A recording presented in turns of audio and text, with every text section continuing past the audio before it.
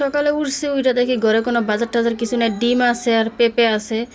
ডিম রান্না করে নিমু আর দুপুরের জন্য পেঁপে ভাজি করতেছি, যে পেঁপেটা ভাজি করতেছি।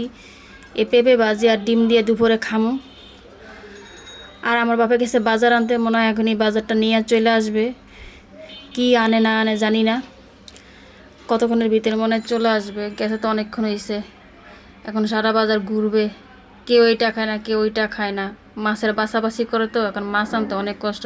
দেখি কি মাছ নিয়ে আসে, আসলে আবার দেখা যাবে কি মাছ আনে। যাক এইতে আমার বাপে মাছ নিয়ে চলে আসে, তেলাপিয়া মাছ, পাঙ্গাস মাছ।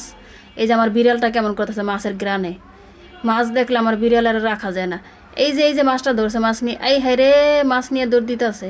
আর এটা হচ্ছে বিড়ালের মাছ, বিড়ালের মাছ সহজে পাওয়া যায় না, আজকে পাইছে তাই নিয়ে আইছে। ওরা যেন এই মাছ না হলে ওরা ভাত খায় না। আর এসে আমার মা এসে এদিক দিয়ে মাছটারে যে চাকু দিয়ে দেখেন কেমন করতেছে।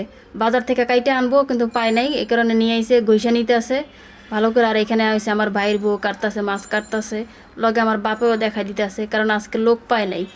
ভ্যানগাড়ির থেকে নিছিল তো বাসার সামনে থেকে, বাজার থেকে আনলে অবশ্য মাছটা কাটাই আনতে পারতো। এখন এই মাছটা কাটতে প্রথমে তো আর ভিডিও করতে ভুলে গেছিলাম। মাছটা কাটতে কি যে কষ্ট, হাতুর দিয়ে বাইরে আছে। করাত দিলে ভালো হইতো, করাত দিয়ে মনে কাটলে ভালো হইতো। বাজার থেকে কাটলে তো এত কষ্ট হয় না। এখন এই কয়েকজনে মিলে একটা মাছ কাটতে মনে হয় 4-5 জন লাগতেছে। এই যে ঘরে যা আসছিল সব সব বটি দা আরও হাতুড়ি কুড়া লইলে আরও ভালো। যে গরুর মাংস কাটে ওইটাও নিয়ে এসে। যাক রান্না শেষ, এখন আমি খাইতে বই গেছি, আমার অনেক ক্ষুধা লাগছে। তাই আমি আর কিছু ভালো লাগতেছে না, আমি তাড়াতাড়ি গপ গপ গপ করে খাই নিতেছি।